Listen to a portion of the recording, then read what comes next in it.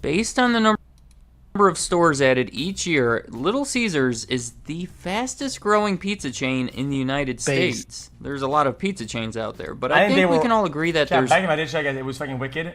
You'd go to like a birthday party, whatever, and they would have the crust juicer, Little Caesar with a little bit of spice on it, dude. And they had these little sticks for dessert. It was bussin'.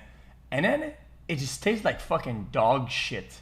Four that stand out above the others in terms of size. They're Pizza Hut, Domino's, Little Caesars, and Papa John's. Their rankings have shifted around over the years, but those are always the top four. Pizza Hut and Domino's have been neck and neck. Domino's recently obtained the #1 spot in terms of sales. Little Caesars and Papa John's have always been competitive with each other, but as of right now, Little Caesars is the third largest pizza chain in the US. I feel like they're actually bigger than most people perceive them to be. In 2017, they had $3.72 billion in sales, which is 3.5 times larger than they had 10 years ago. They have over 5,000 locations that are located in every US state. They sell a lot of pizzas, and of those 4 restaurants I mentioned, I'd say they stand out the most, and by that I mean they have a very different business model. I don't mean to insult the quality of their pizza or offend any of their loyal customers, but we all know what this is. It's good pizza for the price,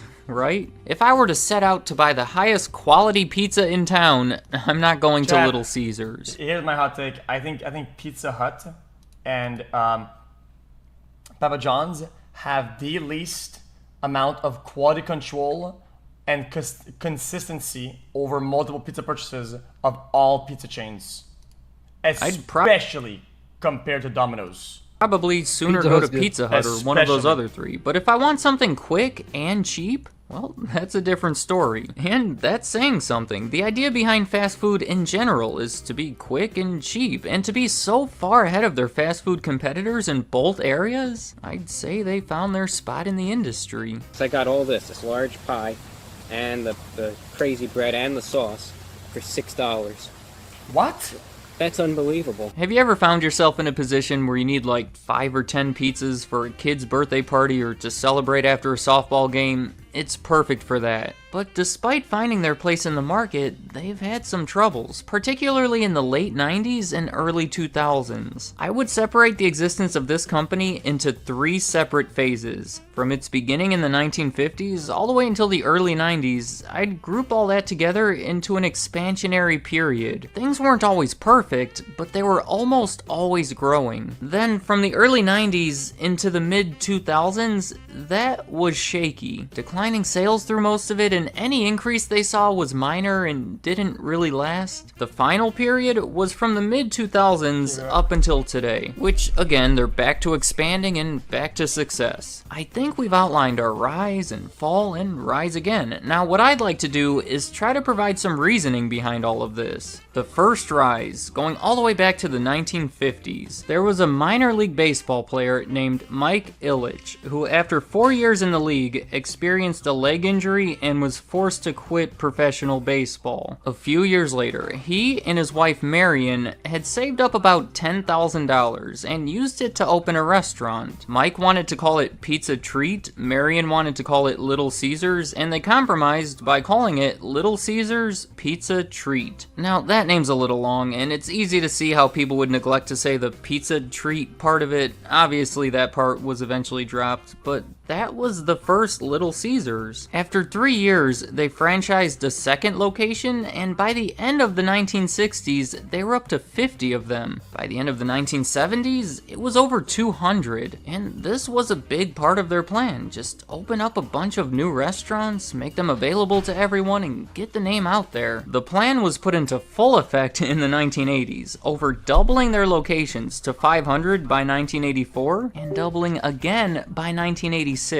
And throughout the 1990s, they were hanging around 4,000 locations, even made some big deals with Kmart to add restaurants in hundreds of their locations. To help add to their plan of getting their name out there, they used some heavy advertising. As a rule, they would spend 5% of their annual sales on advertising, and they had a bunch of gimmicky, catchy campaigns. None of it was too serious. They had this crazy looking mascot who is a Little Caesar, makes sense. In the 1970s, they started offering 2 pizzas for the price of 1, which started this whole campaign.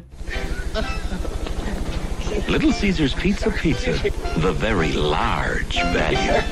The whole Pizza. thing sounds like a joke, and I guess it was, but it was a very successful campaign. It became the thing that people thought of when they thought of Little Caesars. All of that led to high sales, but they also did a great job in managing costs. If you're going to sell 2 pizzas for the price of 1, you better be cutting costs somewhere, and hopefully it's not just in the quality of your ingredients. They did it by making their restaurants carry out only. You can't dine inside of a Little Caesars. You walk in, pick up your pizza, and get out of there. It saves money in so many ways. They don't have to pay servers or wash dishes. Their buildings are smaller, which makes them cheaper, but also makes it easier for them to open up so many so fast. Little Caesars saves a lot of money by not allowing you to eat there. All of these things combine to make a successful restaurant, and I would say it helps explain the rise of Little Caesars. Now, on to the fall. Let me give you a few figures to help illustrate it. In 1992, their US sales reached an all-time high. At that point, they were at $2 billion. In 2002, their US sales were down to $650 million, about a third of what they were. Also, from 1992 to 2000, their total sales dropped every year. That's 8 straight years of declining sales, which is as bad as it sounds. They were struggling, and I have 3 pretty solid explanations for it. For one, increasing competition. Things were getting pretty tough in that market. Papa John's was exploding on the scene and taking sales away from all the existing chains. There wasn't really any higher demand for pizzas, and now there was more supply, which was not good for Little Caesars. And then their advertising. They let up on it, and they changed it. In 1996, they spent $53 million on advertising. In 1997, they spent $35 million. And by 2001, they spent under $3 million. Okay, and right around Dizzy, what did you say that made chat so mauled that everybody's fucking rallying against you? What did you say? I said Papa John's is the best. Alright, you're muted. If you want, send me an email, something like that. If you want to come back to Discord, I'm kicking you right now. around this time, they went Did you with a really new say that? agency to handle all their advertising. The one You that really they said left, that? You said they had that, been bro? with for over a I decade, said and that, they so were the this ones you makes- can say are responsible for popularizing the I'm telling you pizza guys right now, pizza slogan. Costco Remember, pizza at is, this like, top point, they've already had a few S years plus of tier. declining sales. What would you say? Costco pizza that you can buy in the. Okay, true. Costco Yeah, the pizza, slices? Costco fries, Costco hot dogs, The Costco Costco- not the ice broken cream, pizza, the Costco slice. staff are hot. What? Costco males are also hot. Costco soy sauce, Costco socks, Costco is fucking winning. Okay. And we're likely looking to Okay, try but something Papa new John's to help cookie revive dessert things. Maybe get away from the goofy bussin'. humor. Costco can't hookers lie. for discount. Bro, That's what? It's something. just sugar. Costco Dizzy. chicken bake, Costco Yeah, hot dog, 8,000 grams of Costco sugar. pizza. Who gives a fuck? Costco glizzy.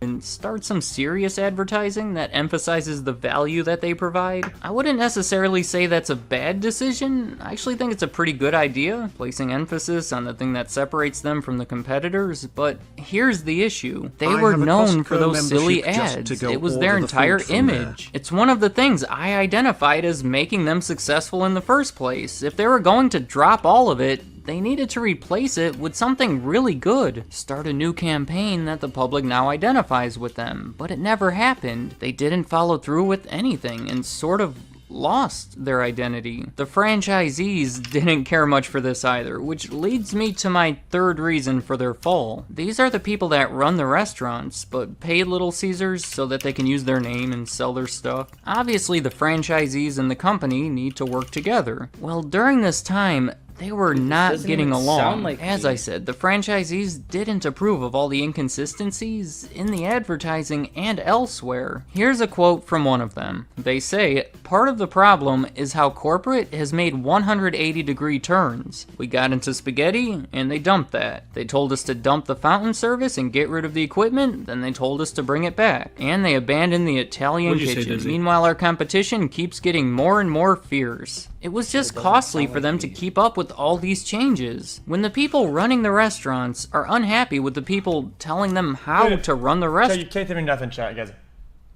the little dust that Domino's put on the pizza, okay?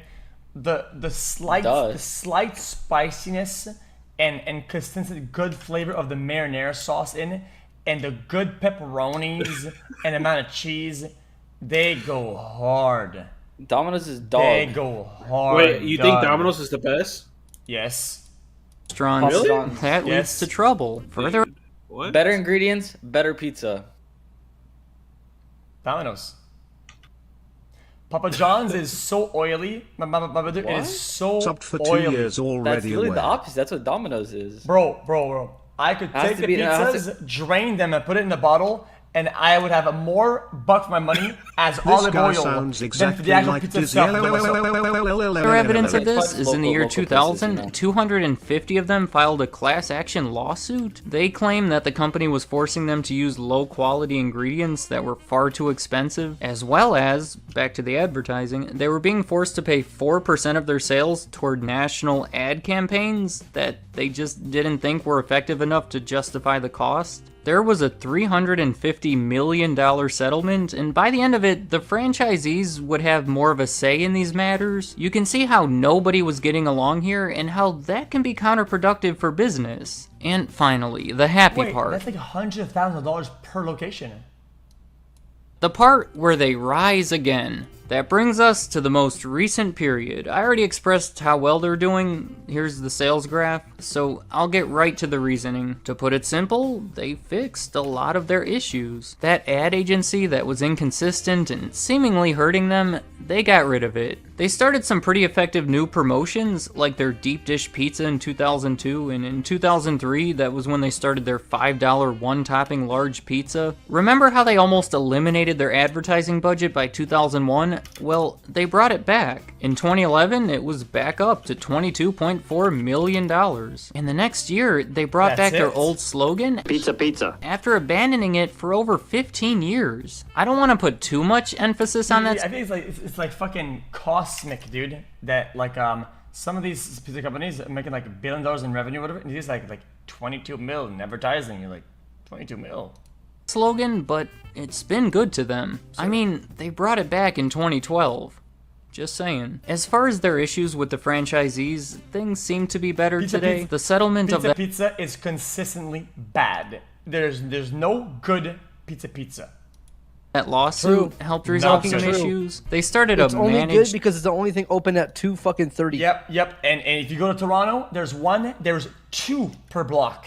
There's 2 per block. Yep. You understand me? Yes. to own program where someone can start as a manager and work their way into becoming an Best owner. pizza in They Canada also is started Pizza a program Nova that provides for Ontario. discounts Pizza for Nova is top veterans tier. that want to become franchisees. To Domino's. summarize, they've successfully identified many of the things that were holding them back, and they addressed them. Before I end the video, I feel like I should follow through with the story of Mike and Marion Illich, Bro, the other's like the dad of the guy who does the taste tests for stuff. couple that opened that original restaurant. God, the guy The who's first supposed to the restaurant was camera? located near The guy who's Detroit, dressed up Michigan, with a suit. and the entire company is heavily associated with the city. In 1982, the couple bought the NHL team, the Red Wings, from Detroit, and in 1992, they bought the MLB team, the Detroit Tigers. Mike died in 2017. Chat, guys, I don't think there's a single logo on Earth that screams less Detroit Tigers than this shit. What? Detroit Tigers. Mike died in 2017, but Marion is still alive, and her company owns all of it now. The Red Wings, the Tigers, and Little Caesars. Let me know in the comments, do you agree with my reasoning behind their rise and fall and rise again? Did I cover all the main points, or is... It was alright. It was an okay video. Yeah, it was kind of lackluster. It's okay. I enjoyed it though. Yo, this is X on the Yeah. beat, yo. Okay. Why'd you ruin my voice as well? That ass. Anyone knows that boy? I don't know, he's just so soy.